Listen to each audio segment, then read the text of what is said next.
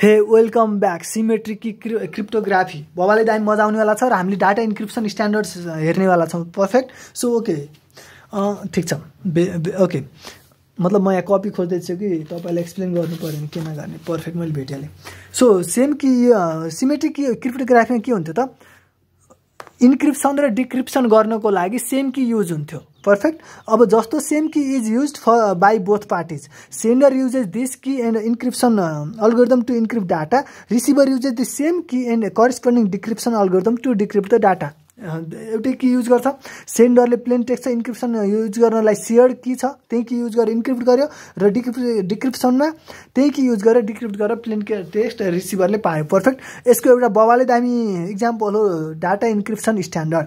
Data standard भनेको DES algorithm भनेको complex block cipher divide the plain text into blocks and use the same key to encrypt and decrypt the blocks. मतलब complex छ, complex obviously अघि हामीले सिकेका ती traditional मतलब ती मोडर्न तर सिम्पल कुराहरूलाई चाहिँ युज गरेर कम्प्लेक्स बनाएको छ।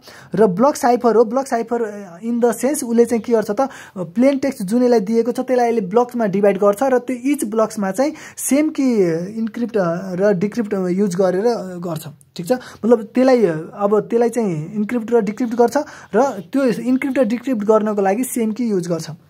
डिएस पहिला यो यसका कम्पोनेन्ट हेर्नु अगाडि यसको डायग्राम हेरौँ। डायग्राम एकदमै सिम्पल छ, त्यो केही आत्तिन पर्दैन, म एक्सप्लेन गरिहाल्छु। सुरुमा प्लेन टेक्स्ट छ। ओके ओके ओके हामीसँग यसमा तीनवटा पार्ट छ। एउटा छ इनिसियल एन्ड फाइनल परम्युटेसन, अर्को छ 16वटा राउन्ड हुन्छ, राउन्ड साइफर हुन्छन् जसले चाहिँ 16वटै डिफ्रेन्ट कीहरू युज गर्छ।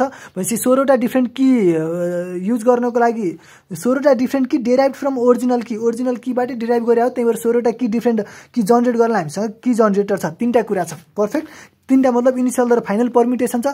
यो बिचमा हामीसँग 16वटा राउन्ड छ। राउन्ड 1 राउन्ड 2 गर्दै 16वटा राउन्ड छ। 16वटै राउन्डमा हुने काम पर्फेक्ट छ। हामीले एउटै काम हुन्छ त्यो हामीले फेरि राउन्डको फङ्सन हेर्ने नै छौँ। र यिनीहरूमा राउन्डमा आउनको लागि हामीसँग 16वटा की जनरेट हुनु पऱ्यो। 16वटा की जनरेट गर्ने की जनरेटरको पर्फेक्ट स्ट्रक्चर पर्फेक्ट छ। ठिक छ। अब यो कुराहरू बनाउनलाई त्यस्तो गाह्रो छैन। प्लेन टेक्स्ट छ हामीसँग 64 बिट्सको। इनिसियल परम्युटेसनले के गर्छ त, सिम्पल यो स्टेट परम्युटेसन हामीले परम्युटेसनको तीनवटा टाइप हेरेका थियौँ, स्टेट, एक्सपान्सन र कम्प्रेसन। यो चाहिँ के हो त, स्टेट हो। मतलब यसले इनपुट र आउटपुटलाई चेन्ज गर्दैन। 64 लिएर 64 नै दियो, सिम्पल परम्युटेसन मात्र गर्यो। अब यो चाहिँ राउन्ड 1मा जान्छ त्यो इनपुट चाहिँ। ठिक छ। 64 बिट राउन्ड 1ले पायो। राउन्ड 1ले अर्को इनपुट के पाइरहेछ, 48 की पाइरहेछ। यो K1 कसरी जनरेट भयो त्यो कुरा हेरौँ। अनि अर्को छ हामीसँग फाइनल परम्युटेसन। ठिक छ। अनि त्यसपछि अब यो कुरा हेरौँ है त। यो कुरा बनाउन जानेपछि भइ नै हाल्यो। यो की 48 बिटको की K1 चाहिँ कसरी जनरेट भएको छ यो कुरा सिकेपछि अरू त पर्फेक्ट नै हो। ठिक छ। सो हामीसँग यसको लागि सुरुमा इनिसियल की हुन्छ। इनिसियल की 64 बिट्सकै हुन्छ। यो चाहिँ हामीले PC1 भनेको कम्प्रेसन परम्युटेसन 1लाई दिन्छौँ हामीले। अब यसमा चाहिँ तीनवटा कुरा युज हुन्छ। एउटा दुईवटा चाहिँ कम्प्रेसन परम्युटेसन PC1 र PC2। ठिक छ। अनि गएर अर्को लेफ्ट शिफ्ट युज हुन्छ। सो PC1 ले के गर्ने भयो त, 64 बिट्सलाई 56मा लाने भयो। मतलब कम्प्रेस गर्ने भयो। कम्प्रेसन परम्युटेसनको कामै के हो त, धेरै बिट लिएर थोरै बिट दिने हो। त्यही भएर यसले कम्प्रेस गर्यो, 8 बिट कम्प्रेस गरेर 56 दियो।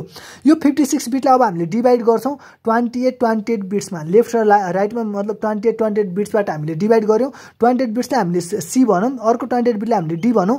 त्यो C नट र D नट अहिले जो छ तिनीहरूलाई अब हामीले लेफ्ट शिफ्ट गर्छौँ। लेफ्ट शिफ्ट गरेपछि जुन की जनरेट हुन्छ, जुन भ्यालु जनरेट हुन्छ, त्यो भ्यालुले हामीले अर्को कम्प्रेसन परम्युटेसन बक्सलाई दिन्छौँ।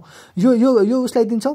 यसले यो दुईवटा की 56 बिटको युज गरेर 48 बिट दिन्छ। मतलब यसले पनि फेरि के गर्यो त, 8 बिट चाहिँ रिड्युस गर्यो हो, कम्प्रेस गर्यो र 48 बिटको की दियो। यसरी जनरेट भएको 48 बिटको कीलाई युज गरेर राउन्ड 1ले 64 बिटको इनपुट लियो अनि 48 बिटको की युज गरेर राउन्ड 1 काम हुन्छ। यसै गरी यहाँ पनि फेरि 64 बिटकै जान्छ। यसै गरी फेरि तलतिर जान्छ र यसरी 16वटा राउन्डमा काम हुन्छ। र अनि फेरि त्यो C1 र D1लाई फेरि लेफ्ट शिफ्ट गरिन्छ र फेरि अनि के हुन्छ त, त्यो लेफ्ट शिफ्ट गरेको भ्यालुलाई फेरि कम्प्रेसन पर्मिटेसनलाई दिन्छ की टु जनरेट गर्नलाई, फेरि लेफ्ट शिफ्ट गरिन्छ, फेरि उस गरिन्छ, यसरी हुन्छ। पर्फेक्ट। अब चाहिँ अलि सहज लाग्यो होला। अब हामीले सबै कुरा एक्सप्लेन गर्नु अगाडि एउटा कुरा हेरौँ, यो राउन्ड फङ्सनभित्र के छ त राजा। पर्फेक्ट। सो राउन्ड फङ्सन यस्तो छ। राउन्ड फङ्सनमा के छ, 64 बिट इनपुट आएको छ हैन त, 64 बिट इनपुट आएको छ, यहाँ हेर्न सक्नुहुन्छ। सो राउन्ड फङ्सनमा 64 बिट इनपुट आएको छ। त्यही 64 बिटलाई हामीले दुईवटा पार्टमा डिभाइड गर्यौँ, एउटा लेफ्ट मोस्ट पार्ट र अर्को राइट मोस्ट पार्ट। यो कुनै एउटा पर्टिकुलर राउन्ड हो, ठिक छ, र यही राउन्ड चाहिँ यस्तै गरी सबै 16वटा राउन्ड यसरी नै हुने हो। त्यही भएर ओके 32 बिट भयो र 32 बिटको दुईवटा भयो। अब के हुन्छ त, अब 32 बिटको मतलब यो फर्स्ट राइट मोस्ट पार्ट चाहिँ जान्छ हाम्रो डिइएस फङ्सन भनौँ, जसले चाहिँ के गर्छ, दुईवटा इनपुट लिन्छ, एउटा 48 बिट्सको की र अर्को 32 बिट्सको राइट मोस्ट पार्ट। डिइएस फङ्सनले दुईवटा इनपुट लिन्छ, एउटा राइट मोस्ट पार्ट 32 बिट्स र अर्को 48 बिट्स की, ठिक छ, 48 बिट्स की लिन्छ, जुन चाहिँ हामीले जनरेट गरेर पठाएका थियौँ, जुन चाहिँ राउन्ड फङ्सनले पाएको थियो हो। राउन्ड फङ्सनलाई हामीले दुईवटा कुरा दिएका थियौँ, 64 बिट र अनि यताबाट 48 बिटको की दिएका थियौँ। त्यो दुईवटा मध्येको 32 मा डिभाइड गर्यो र यो 32 र यो 48 चाहिँ अब हाम्रो डिइएस फङ्सनले लिँदैछ। त्यो डिइएस फङ्सनले 32 बिट र 48 बिट लिएर 32 बिट आउटपुट दिन्छ। त्यो आउटपुटलाई हामीले लेफ्ट साइडसँग याक्सर गर्छौँ र जे आउटपुट आउँछ 32 बिट त्यो चाहिँ हामीले कसलाई दिन्छौँ त, नेक्स्ट राउन्डको लागि राइट मोस्ट बिट हो भनेर भन्छौँ।